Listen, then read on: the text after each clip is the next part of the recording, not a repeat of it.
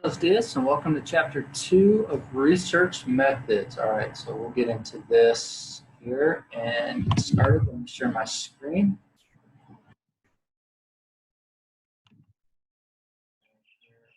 PowerPoints we're going over. Big for you. Computer listen to me. All right, here we go. All right, so research writing style. Okay. Again, Aristotle said the most important goal of writing is to be clear without being boring. Now, again, in scientific research, if you like science, it's never boring because you're looking for information. A lot of folks that when they're not into my field and they're reading what I'm reading, they'll look at that and be like, how can you read all that? That's boring. Again, the interest is in the person and what they're interested in. So sometimes you're writing to folks who like boring, I guess. I read a lot of, I guess, quote unquote, boring things, but I like to read them. All right, so research writing is an important skill for students to develop. And again, that's why we have this class. Again, I think you guys ought to take the research writing course rather than some of the some of those for our science-based courses. I think it's more important because if you're going to continue on our field, unless you are going to become, like a newspaper or magazine writer, or you're going to write for like digital newspapers or magazines or blogs or things like that, which again, you want to be a bit more entertaining and tell a bit more of a story. If you're going to stay in the science side of our field, you've got to know how to write correctly, and it's an important skill, and it's not a hard skill necessarily to learn. It might be counterintuitive to those of you that are storytellers, but it's relatively easy to learn, and I'll say that from experience because I'm more of a literature type writer. Definitely gravitated towards writing in those styles when I was growing up, but as soon as I got to graduate school and had to rework my writing style, I was able to do so. So if I can do it, you can do it, right? So good research writing, grammatically correct. Again, one of the nice things now is all these, every time Word comes out with a new version of Word, it corrects and corrects and corrects and corrects more. You guys don't actually have to be as good of writers as I did back in the day when we were writing on typewriters and word processors and nothing corrected anything for you. The only thing that would help you correct is if you let somebody proofread it that was much smarter than you before you turn something in. Be clear in what you're saying. I'm going to actually go on a rant with this.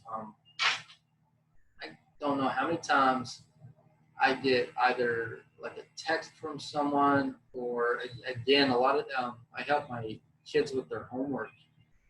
And some of the folks that they let write some of the questions, some of the questions either in their little workbooks or some of the questions on their computer programs, you're reading this question, you're like, okay, are they asking this, or are they asking this, or asking this? It's not clear what they're asking, right? And so you think, okay, well, if you're asking this answer would be this. If you're asking this, it could be A or B. If you're asking this, it could be C or possibly D.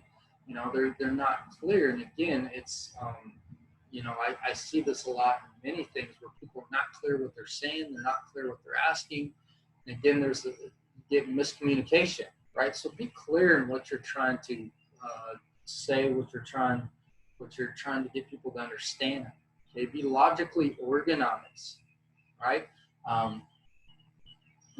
I sometimes when I'm writing things down, and again, this isn't for other people to read, but my brain is all over the place all the time. I'm constantly, if you guys have ever seen the Disney movie Up, there's the dog that's got the little collar, makes him talk, and he's saying something, squirrel, right? That's me in my head. So a lot of times when I'm writing down notes, I've always told people, you know, if I'm taking notes for a test or anything like that, I've got to rewrite them so that you'll understand them, because my brain is just that way. Now, again, when I write research papers and things like that, you know, I may make notes first and then I'll write everything down because my brain is just that way.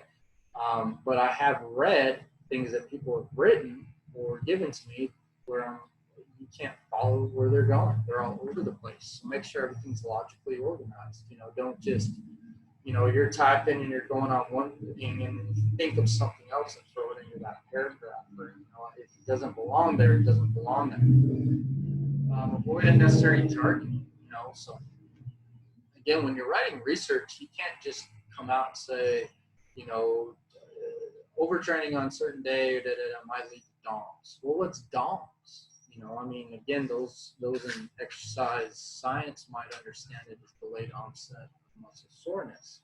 You know, if you know, some people will say in short, like, well, the PT did this. But what was the PT? Was it a personal trainer or physical therapist? Again, you know, if you're going to use those terms, you at least at some point have to define what those terms are, right? So if there is, you know, like a type of speech or jargon, you know, muscle hypertrophy, you may, you know, again, that's not necessarily jargon, that's actually a technical term. But if you're going to say, like, you know, they got swole, which I hope we never say got swole in a research paper, don't ever put that in there. Or if you have certain terms that might not be, you know, everybody's not necessarily privy to what that term might be if they're reading through your research, then you've got to explain, especially when you're using something like DOMS or something else where you can actually write it fully out, you know, or the ACL. Again, you know, maybe somebody reading a paper on ACL injuries may not know, you know, anterior cruciate ligament. So on the, you know, first time, you know, you're going to use that term, write the full, you know, 3 words out, parentheses, put ACL, and then the rest of the time use ACL, but don't start with it. Don't assume everybody knows what you're talking about. Okay? Avoid long, complex sentences. Sometimes if you make the sentence too long and you read through it, you know, get to a point you're not really sure what you were saying, right? And it's funny because I know a lot of people. I'm trying to help them with research writing. You know, I'm like, just write little sentences, like short sentences, and they're like, yeah, but I'm like an adult. You know, I'm supposed to be a smart adult. I'm writing, you know, scientifically and all these, you know, don't I need like commas and all these other, you know, like multiple commas and colons and semicolons and this and that. And I'm like, no, you know, be short, get to the point, be precise, right?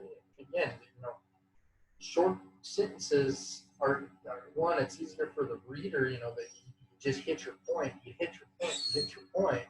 You know, if they're reading through like a, you know, like one sentence that lasts like 4 or 5 lines, they're going to get lost, right? And then they got to go back through and read it, where it's like you say what you meant to say, you say what you meant to say, you say, and it just follows a nice logical progression. It's a lot easier on the reader. Okay? Again, telling an interesting story. Again, we're talking about research. It's, you know, we're not telling like stories. This thing and be like, you know, you're writing the next like series of like Harry Potter or something like that. But to a reader that's trying to find information, you know, either they need your research to help write their intro for their research, or they're looking for your research to use in, you know, like a presentation, or they're using your research for their work or something like that. You know, it will be interesting to them, right? And so again, one thing that's interesting is when you're precise and to the point of what you're trying to convey. Okay. So again, always start with an outline, the main points you wish to convey. Again, it makes it easier on you when you're writing through your paragraphs, right? So if you're, you know, let's say we're going to talk about ACL injuries, right? So we're going to talk about, you know, maybe you want to start with what sports have the highest rates. Next, you want to touch on what movements tend to be the most common movements, and again, it relates back to the sports, and it's going to take you to, like the mechanism. You're working through the mechanisms of the injury, and then you're going to talk about, what's maybe the common, like treatments for for the ACL injury. What happens if you don't need surgery? Maybe you work your way from, what happens to an athlete that has a slight ACL tear to somebody who has a more severe ACL tear. So again, if you want to follow some type of logical progression, you don't want to just talk about, like, okay, well, some people don't need surgery, and then you jump into surgeries, and you jump back into like people not needing surgery, and so you may go through like grade 1, grade 2, grade 3 tears, and have a progression of what you're going to talk about, right? And then you want to conclude with, what your point was in the paper. So if you're looking at, say you're about to do some research on what's the most successful interventions for like a grade 3 tear, right? So, maybe there's multiple types of surgery. They're going to compare and contrast multiple types of surgery that seem to have the best prognosis after having that surgery of being able to return to play in, a particular sport or all sports, whatever your point is, okay? Always begin your paragraph with the topic sentence. So the way that this was explained to me was, I remember one of my professors in my first master's program. He stated it. Like when you're doing your paragraphs, you're going to have basically a sentence that's going to kind of like lay the foundation for what you're going to say, and then you're going to have a sentence that sort of concludes the thought, right? So it concludes everything. He said, so you have a sentence that's, tell them what you're about to tell them was the sentence. It's kind of a funny thing. Tell them what you're about to tell them, and then at the end, tell them what you told them, right? And again, to me, I don't know why that stuck in my head and it makes sense, but it's like again, in one sentence, you're going to kind of give them like an idea of what's about to happen, and then at the end, you're given a sentence about, look, this is what happened, right? So this is why, here's what's going on, and then here's the why, and you make a sandwich with it, right? And so that's basically what you want to do. A good topic sentence that really is going to drive the rest of that paragraph, okay? And again, make sure that you have a logical progression so you're not going all over the place. So we're not talking about grade 3, tears, then we're talking about different sports that might have injuries, and we're going to like grade 1 tears, and we're talking about how people typically tear them, and we're going to grade 2, and you're all over the place. You're talking about not surgery and just PT, and then surgery, and then, sometimes, like you might have surgery then PT, and it's all over, again, your mind might think in those ways, but again, this is why if you outline, and again, sometimes some of you might have the cluster thing, right? So you've got these clusters and these, like these brainstorms, like, okay, I want to talk about this, and this. And then you got to look at it, and you got to start lining things up, like this should be 1, this should be 2, this should be 3. That's how you've got to get it all put together, right? What are 3 characteristics of good research? So again, check your understanding of that. We were just talking about, again, why is it important to create an outline, and what does a topic sentence do? Okay. All right, so transitions. Phrases or clauses that help your reader follow your stories you're trying to tell. So again, when you're transitioning from one mode of thoughts to the next. So again, maybe we're talking about the sports that people get injured, and then we want to transition into how do people typically get injured in those sports, right? You're talking about one thing and then you're talking about something else, and then they're related, but you need some words, either, a lot of times at the end of one paragraph, or more often than not at the beginning of the next, or sometimes you can kind of mix, like your last sentence is going to have like kind of a hint of where things are going, and then your first sentence is like taking you there, right? So again, you want to have these bridges that now link the different thoughts, right? So it makes it more readable and interesting. It's not, it's not like you just stopped and then started something else. Okay. So here's some examples. So again, a sentence that briefly summarizes what you said and indicates where you're going to go. So here's the example of that. As discussed previously, again, it's where this is getting a little weird. I guess maybe this explains me.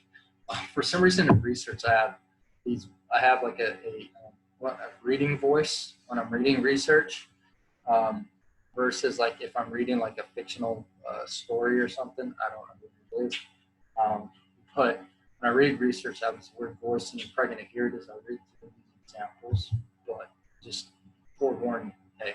So, for example, as discussed previously, there are good reasons to abandon the prosthetics used in the last decade for shoulder replacements and move forward with new technology.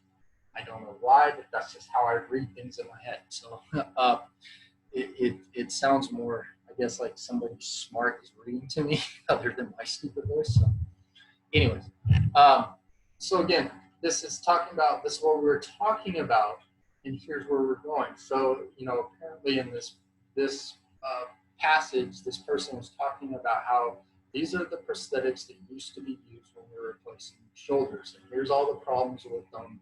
But now there's new technology, and here's what we're about to talk about, right? So they were talking about the old technology, now they're moving on to the new technology, right? And so that's what this is doing, okay?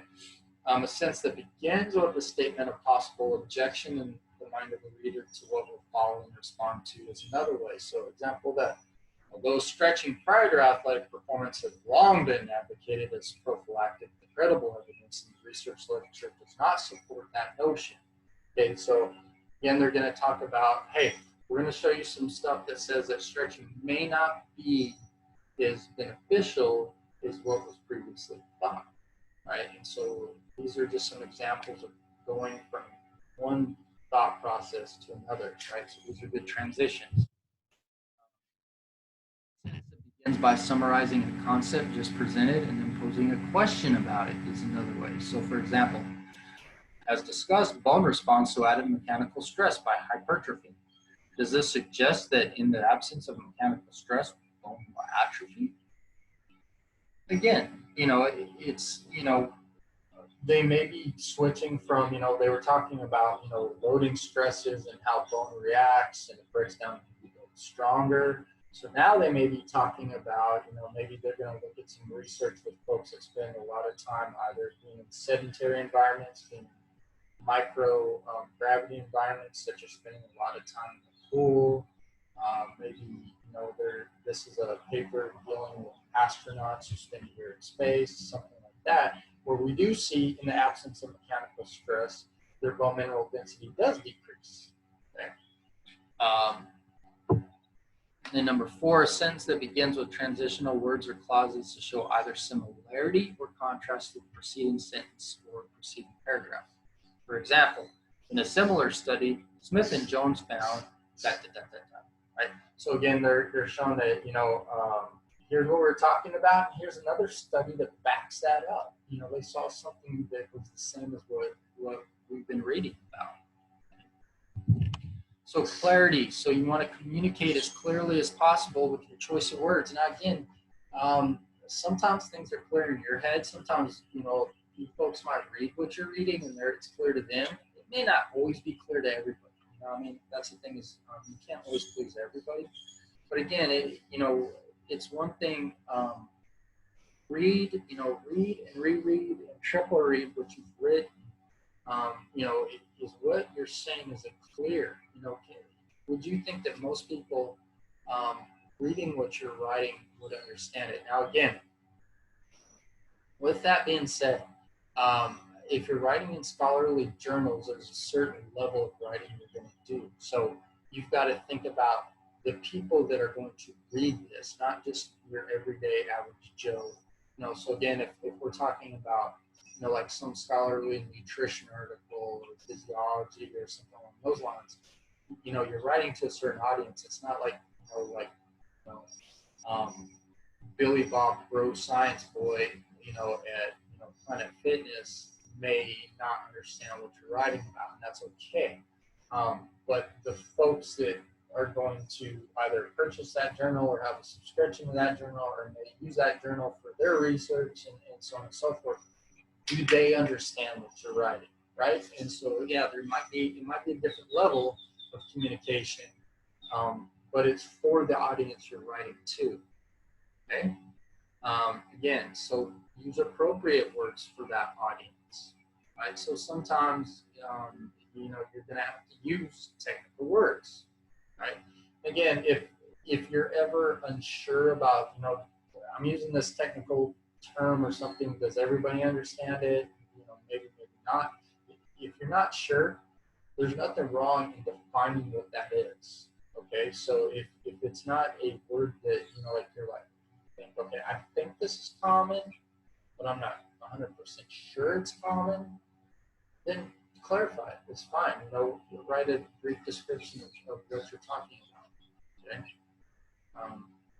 Again, don't get wordy, right? Short, precise sentences are best. Don't use adverb or adjective modifiers.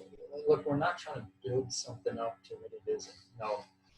We're not, this isn't like you're writing a poem to dear, dearest love, like trying to butter her up or butter him up. You're the most amazing, attractive, or, we're not doing that, right? You're just saying what something is, okay? So you don't have to, this is the most awesome, most significant thing no. It is what it might be statistically significant, so that's all it is. Based on this data, this is what we see. Okay. Don't say in fact, importantly, hopefully. Again, hopefully is not very sciencey. Sciencey isn't very sciencey. Again, we're not hoping for anything. We're talking about, this is, especially if we're doing the lit review, this is what we've seen. We are going to do this experiment and we project, or, we're not going to say hopefully, we're going to make our hypothesis that this is what we expect to see. And if you see it, you see it. If you don't, you don't. But in fact, well, again, in science, we don't, I'm going to have some folks probably crucify me if they ever watch this, but in science, we don't have a lot of facts. Okay? We have a lot of theories. We don't have a lot of facts. We have very few laws, right? So laws would be facts. Okay? We have evidence which points towards possible facts. But a lot of times the problem is we can't get all the way from A to Z. Some things we have we get from A to Y. Some things we have we get from A to S. Some things we have we only get from A to B. And again, a lot of times there's things that are in our fields, in all science fields, where we can't quite get all the way. Or we have A, we have Z, we can't quite build everything in between, right? And so again, we have a lot of theories. And again, a lot of those theories have been tested and retested, and they're always, what we believe is happening seems like that's happening, but we can't quite tie them together, okay? So it's a theory, right? And I'm going to say that because I think it's really important to understand that when you discuss things with people, you need to have a bit of humility when we're talking about scientific theory, because when we're talking about things, we don't 100% always know, right? So again, hyperplasia is one that's in exercise physics we talk about a lot. We've seen it in animal studies that it does happen, and those of you that maybe are watching this know hyperplasia. So muscle hypertrophy is when we grow the actual muscle fiber size, like the size of the fibers get bigger. Muscle hyperplasia would be when we're able to actually multiply the number of muscle fibers within a certain muscle. And so the theory is sound. We see it in other animals. We've just never been able to 100% fully objectify in a human being that actually happens. So again, there's people that believe that it happens. There's people that believe that it doesn't. Again, it's a belief. I don't think either, you can't say that either person's wrong because we don't have, 100% in human beings. We've already been able to see does. Now, again, the beauty is for us, as we have all these science technology folks, you know, in those realms, you know, those different nerds other than us, they keep creating like incredible imaging, you know, instruments that, or I guess that's the wrong word since we're in research, can't call them instruments, but apparatuses that they keep creating that eventually we might be able to, you know, instead of biopsying, taking and damaging muscles and things like that to see, you know, the number grows. We might be, you know, I'm sure they'll create some point where we're actually able to see it, and then that debate will then be okay. Here's what it is. We know what happens. We know it, you know, in humans, the way our genetic structure is, maybe it doesn't. So, you know, those are things to understand because again, we have theories, and again, there needs to be a little bit of humility, and you know, when we explain what we think we know. Okay. And again, in a lot of our textbooks, they say a lot of things as their fact, when in fact, you know, play on words, they're not. Importantly, again, who's it important to? You know, if it's important, they'll judge for themselves, right? So again, check your understanding. The 3 advantages of using structured transitions. Again, if you want, I'm not making my students do this, but you know, again, for your practice purposes, 3 examples of words that are best to be avoided in research writing because they add relevant meaning to sentences, and there's more than just those 3 that come over. And what are some reasons for avoiding wordiness in research writing? Okay. Parallelism. When writing a sentence that includes a list of phrases or clauses, state all of them in the same way. This structure is called parallelism, and it improves the clarity of the whole sentence, making it easier to understand. So, for example, conducting a research study involves understanding the related literature, collecting the data, necessary data, running a statistical analysis, and writing a manuscript. So again, this, if you see this goes in order of actually what you would do, right? So, you know, we conduct a research study that involves understanding the related literature. So the first thing you got to do before you actually do any of your experimentation or anything is you got to go read a bunch of research to understand what's been done. What are you doing? You know, are you going against the grain? Are you adding to some new, you know, like, are you adding a different spin on things? Or, you know, are you, you know, like, are you taking stuff a step further? Or are you just adding to the body of literature? Or are you adding, you know, something completely new? Or are you taking a different direction, right? These are all things that can happen. Okay? But again, if you don't read the literature, you don't know. And again, you know, if you're just doing something that's already been done, what's the point, right? So then from there, you can then collect the necessary data, right? You run your statistical analysis. So you find what you find, and then you write your manuscript, right? So we go through all the data collection, and then at the end, we write it all down. We discuss it and conclude it out, and so on and so forth, right? Research citation conventions refer to researchers by last name only. You'll see there's different writing styles for different journals, but for the most part, that holds true.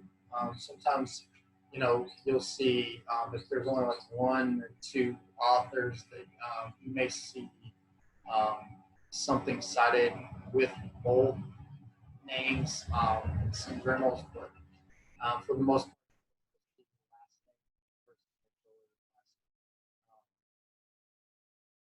and when you refer to a specific study, include the year the study was published. A lot of times when you know, especially if you're talking about a particular subject, you know, you may have, you know, like, so I'm gonna pick on my boss over at Nova, just because he's like the protein guy, right? So Dr. Antonio. So if I'm writing stuff on you know, like protein, you know, do my review flood on protein because I'm going to do a study on protein. Which I'm sure if I want to do a study on protein, especially if it was different than everything else, he'd probably definitely want to be in on it. But anyways, so I'm doing a protein study, so I'm writing my review letter on protein. I may have multiple sources that have, you know, Dr. Antonio, Dr. Antonio, Dr. Antonio. Well, then if I just put, Antonio et al. Or Antonio and Peacock or Antonio and whatever, well, there might be a couple Antonio and Peacocks, or there might be multiple Antonio et al.'s, right? So which one am I talking about? Okay, so again, I do Antonio et al. And I put 2013, and there's only one 2013 on there. That makes sense. Again, sometimes you may have to, if there's multiple studies from 2013 on protein and everything else, you may have to do a little bit more clarification in your reference or how you cite it.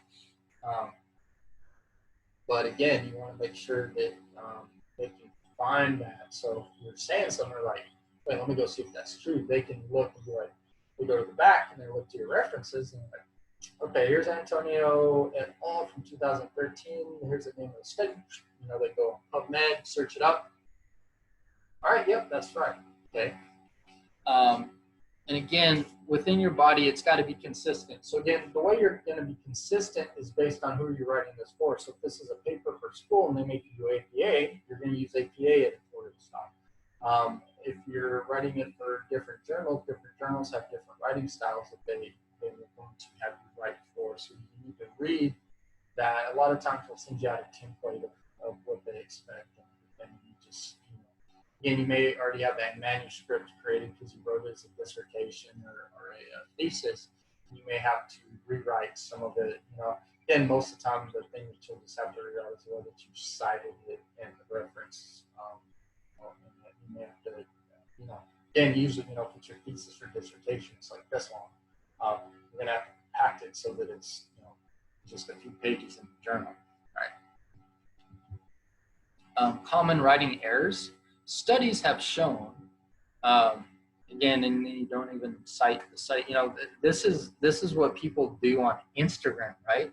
Or the news. I've seen this in news media. Studies have shown that people on this diet lose more weight than others. Well, what studies?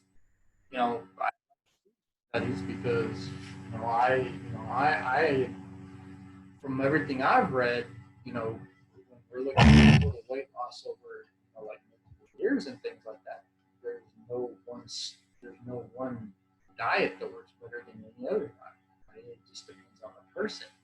But if somebody's going to tell me, oh no, keto diet's only that one lose way more weight than any other diet, it's a superior diet, and somebody else says, no, low fat diet, and they're like studies have shown. I need to know what studies you're talking about, right? That crap might fly on Instagram, but it's definitely not going to fly in your research paper. So you better state where you saw that, right? The study found. Again, a lot of times studies don't necessarily find anything. The study, you can say what was seen in the study, and you'll explain,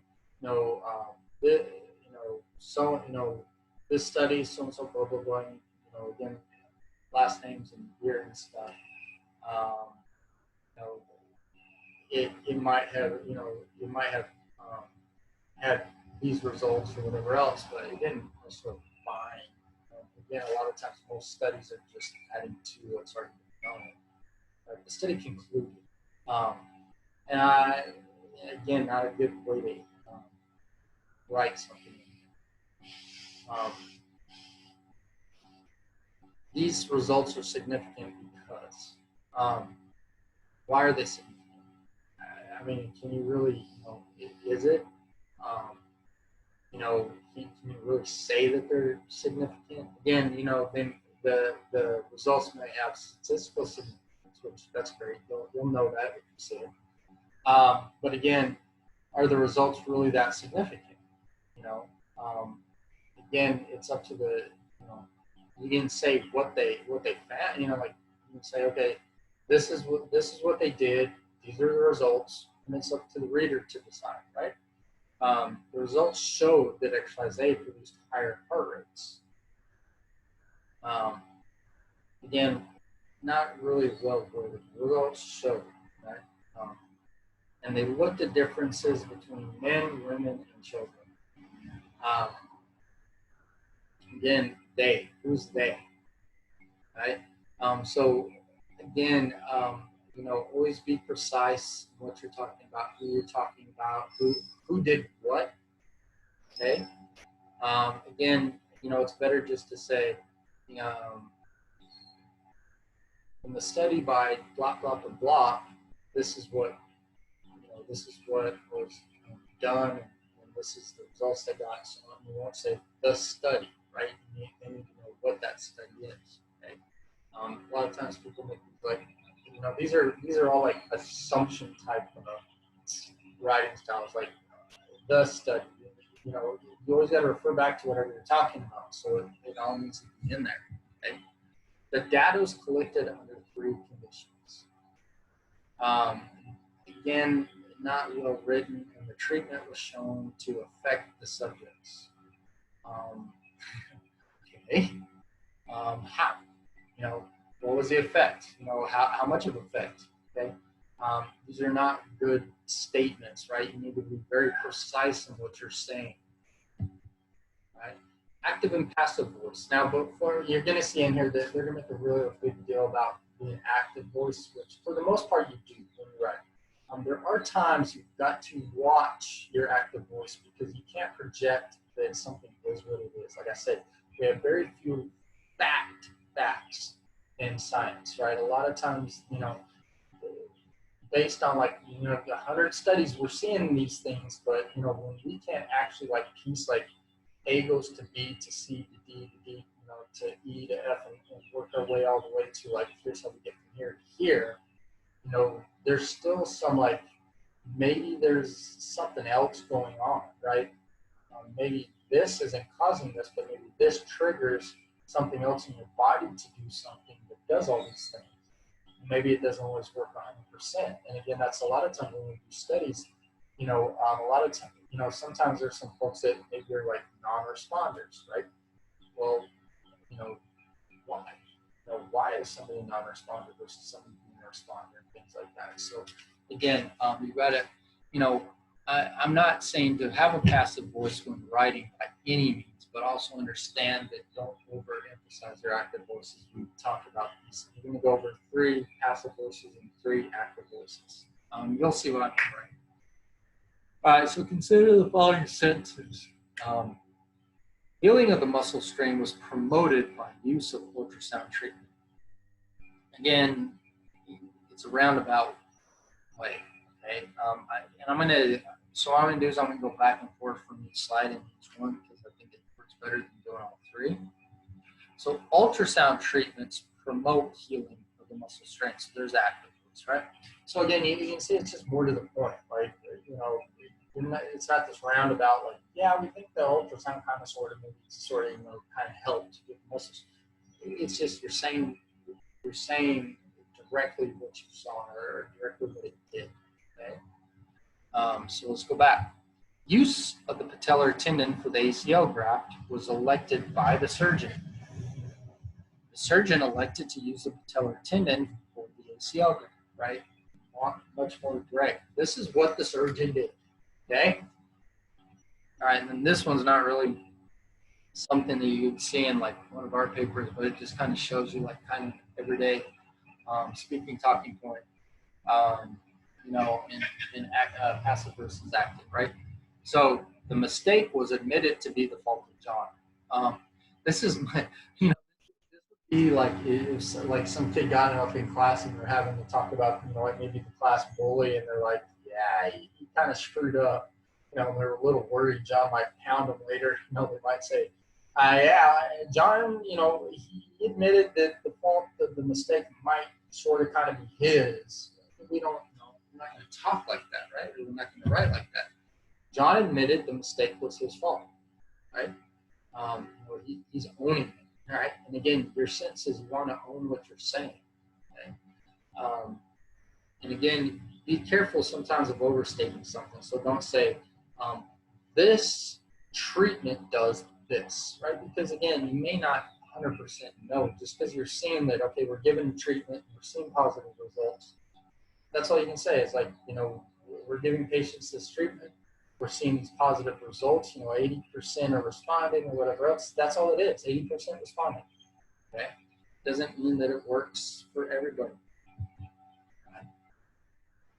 So active voices are more direct, they're more clear, and they're less wordy, right? So again, you want clarity, don't want sentences to be wordy. I know some of y'all are trying to meet your, like word type, like, oh, well, I've got to have so many, like words for this paper because the teacher says it's got to be like 2,000 words or 3. Yeah, don't do that by writing roundabout sentences. Add more direct sentences in there that prove your points. Okay, they're these are increasingly preferred in research writing styles. Again, you'll read some papers that are very roundabout, and they're so mind-numbing in trying to read them. Okay, when it's like when somebody just gets to the point, right? Y'all have one of those friends that tells you stories. You're like, come on, dude, just get to the point. They can make a 2-minute story like 30 minutes, right? Nobody likes it. And again, it's a more powerful form of expression than passive voice. Okay, I'm constantly, I'm a very direct speaker, and sometimes I'm told that I don't really take in people's feelings. Again, maybe it's because I've been doing too much research writing. I don't know. It's just the way that I speak. I usually just tell people, tell them how it is, I guess, is my type of speech. It's also my type of writing. All right. Again, I told you guys there's a bunch of cheesy illustrations in this book. Here's one of them. There's I think there's 1 or 2 more in this chapter. I think these guys, I don't know who did these illustrations. I think they were somebody that was really hoping to get like put in the, like one of those Far Side comic strips. Their stuff's just not quite funny enough. So they decided they're going to add their talents to writing in this particular book. So again, understand what parallelism, understand, appropriate research writing, versus like how you might speak, speaking, and the difference between active and passive, right? So when you read something, did you write that actively or did you write that passively? Okay. Use of quotations. The only time you might use a quote in scientific research, right, is like, like if you were doing one of those, it's not really it doesn't really have anything to do with what you're writing, but if you're, this is like where some people add a little bit of like colorfulness to the research writing, but maybe they'll take some old famous quote that some scientist said or somebody else said that if you're not moving forward, you're moving backwards. So said so and so, right? To just show that, like, the reason we're doing this is we've got to go forward in our research, and again, it has nothing to do directly with what they're doing. Sometimes you see that in there. Again, is it necessary? No. Does it add a little bit of color to what they're doing? I guess. They may put that in, you may see that in the opening statement of their like their intro or something, or they may throw it in the conclusion or discussion, or not something I would do. Again, maybe like if I was presenting some research at a conference, I may throw it in on a slide, just to again I gotta make my presentation more colorful at a conference. So again, I may throw some stuff like that in there, then throw some fun pictures and things like that. Or, but it really doesn't have much place in research. And again, you're never going to quote the articles that you're researching, right? So that you use in your references and your citations, right? We're going to paraphrase. When you paraphrase, it's less wordy. Again, it's really lazy. Is why somebody wants to do that. It's like, I don't want to figure out how to rewrite this, so I'm just going to put in quotations and put it in there. We don't do that. We rewrite and then we cite it. Okay, that's what we do. We paraphrase it and cite it. Again, failure to proofread, like so if you had mistakes, is just irresponsible. Okay. Again, you know, when you turn something in and it looks terrible, you know, whoever you turned it into is gonna be like, are they serious? Do they even know what they're doing? Again, it's annoying to the readers, especially especially like say you're, I peer review some stuff for a journal. You know, if I'm looking through there, I'm like, oh, this is wrong. I'm kind of like, what they do, just write it and turn it in. I mean, what were they thinking, right? You know, again, what am I going to do? I'm not going to let it pass through. I mean, I hate grading grammar. I'm not an English teacher. I'm not a grammar person. And it's frustrating to me, especially at that level. You know, I mean, it's one thing when my students, you guys turn things in, you have some mistakes in there. You know, like I take a grain of salt. You just miss something. It's fine. It's a paper. There's going to be mistakes. You guys are learning. But when I'm peer reviewing a journal and somebody turns something in, and there's multiple like either grammatical or spelling errors or things like that, or some mix of all of them, I'm like, really? Again, it doesn't take much time to go back through it.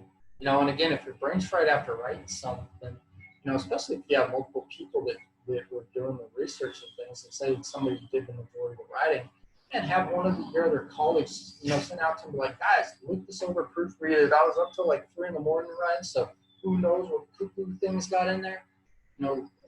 Take a look at it, send it back to me, and I'll rewrite it, or, after I've had, some sleep and some coffee, I'll take a look at it too, right? And again, there's so much word processing software such as Microsoft Word or any of those other things that will, like it'll give you like, the little things like, hey, underline something, or it gives you, like multiple underlines, like, hey, sentence structure is not so good on this one. And again, sometimes you got to ignore the things because sometimes, what you're writing is actually correct, but, it may have some issues with it. But, or a lot of times, I get a lot of words that come back. For some reason, kinesiology never recognized how my word until it's wrong, the way it's spelled, which always makes me like, I don't know how many times I have to like double check. I'm like, wait, am I spelling that right? And I have to get on the computer and type it in and be like, no, that's right. I'm looking back and forth. Like, I don't know why. Just won't recognize it. At some point, you think on my computer, I put into the Word document that, yeah, this is correctly spelled, but I just haven't done it. Again, another one of those things where one of these nerdy guys writing in this book thought they were clever and funny. Trying to get their stuff like, hey, maybe somebody will catch on to us and put us on the far side or something. Not really that great. All right, this is what happens when nerdy science folks like myself try to be funny, I guess. All right. So editorial style is going to govern how you write, right? You don't get to write a paper and be like, nah, y'all are going to accept it this way. Okay, so there's a certain writing style that all different journals, they're not always the same. So you've got to read through those. Again, when you're submitting, you can ask like, okay, how do you want this written? They'll usually send you something so that you can kind of structure it that way. Okay, the ordering and format of the reference list, how they want it. Sometimes they'll have you do like a numbering, in the reference, and then instead of writing, authors' names and the date of, the publication, sometimes they put a 1 or 14 or something, some of them, no, they actually have the author and the date, it just depends on how they want it. So again, the citations can be different from journal to journal. Figures and tables can look different from journal to journal. Sometimes as you're talking about something, the tables are in there right there. Sometimes all the tables are listed in the back, right? And then use of statistical symbols versus like having to write them out, or different ways that they want that done. Okay. So here's a common editorial style, National Library of Medicine style. And again, this is pretty close to APA. It's pretty close to most. It's not exact, but they're pretty close. Mostly, you'll see a lot of these done. From how they have the last name, first initial, or some people use both their initials. Again, then Some of them will, when you're referencing the actual name of the article, some of the times you've got to capitalize every word. Some of them is just capital at the beginning, like this one, the step count targets correspond to new physical activity guidelines. A lot of times the journal is italicized and things like that. Sometimes you may see some things in different spots, but this is fairly typical. Okay. APA, again, look at it.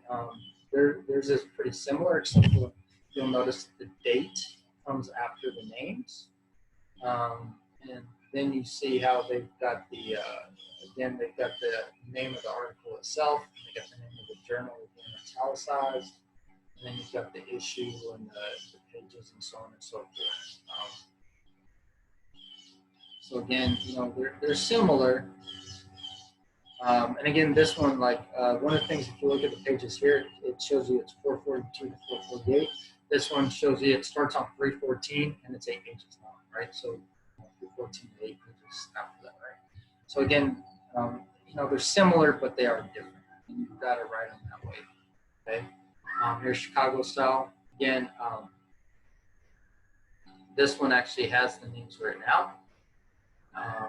And they've got in quotations the actual name of the article. Again, not a huge difference.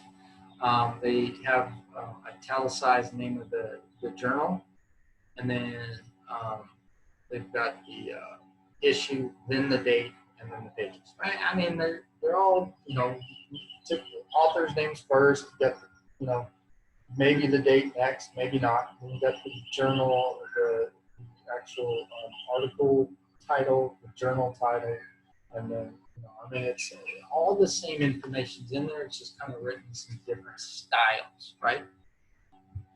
And then here's Harvard style again. You see it's very similar to the others, right? So we won't go through it. So again, it just depends on what journal you're writing to. They're going to use one of these styles. And again, these styles are probably outdated. Again, since the last time this was published, like I know APA just put out a new APA manual like 3 or 4 months ago.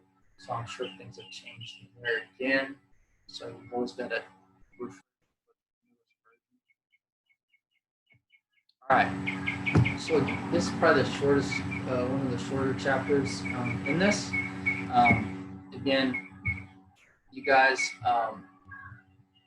as you're going through, those of you that are more colorful writers, you need to work on developing again a more direct, active voice in the way you write. Again, not a lot. We don't use a lot of adjectives in research, right? They're very direct to the point. It is what it is.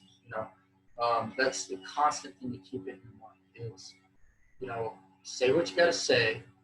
So again, like somebody they call it like a paragraph sandwich or syntax sandwich. I've heard. Say what you got to say. Say it, and then tell them what you told them. So make that. So do that. Be direct in what you're saying. Again, don't overstate anything, but just be very direct. Like, this is what this is. Okay, don't oversell it. Okay, whatever they found in their stuff in the lit review, that's what they found. And you just talk about this is what happened. Okay, when you write up your stuff, don't make it seem like you discovered the Holy Grail or anything like that. That's not what you did. Okay, you just say here's what we did. Here's the results. Here's how we're interpreting those results. Not overstating it. We're not. Don't make any leaps and bounds in how you can.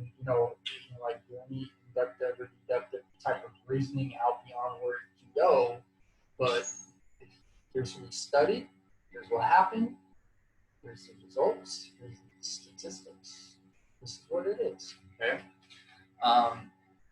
And just practice those things. Read a lot of research. Find some good journals again. If you're interested in a lot of stuff going on in sports and physiology and things like that, get on the NSCA. They've got their journal. They've got some good articles in there.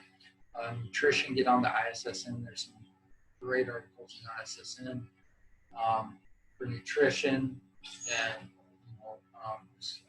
just read through and read through it. A lot of times, the more you read it, it'll help you develop the correct style of writing. Okay.